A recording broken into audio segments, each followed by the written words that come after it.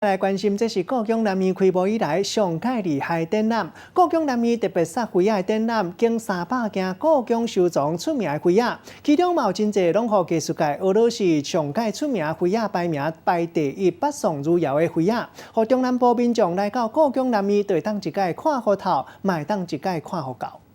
请启动。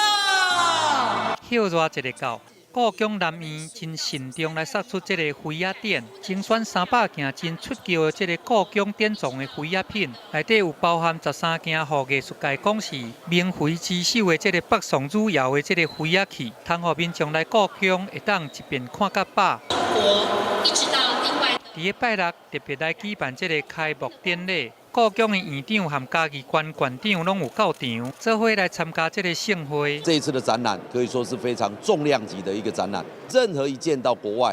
都是会引起轰动。展览的故事线对中国王朝时期的官窑来出发，顺着地图的指示来到这个越南、泰国、柬埔寨、缅甸、韩国、日本这些国家，呈现出东亚各地花仔业的竞争所发展出来无同的风格，嘛见证着亚洲各地历史甲文化的交流甲透览。现在一直到这个8月底，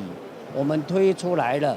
每个礼拜六、礼拜天免费入馆参观的这一个办法。展品的年代对西元15世纪下到这个20世纪。前后超过3000年，丰富精美的展品，结合亚洲各国花仔文化的交流甲传承，民众有闲会当伫个暑假做伙来欣赏这个涵盖地理、历史文化的花仔故事。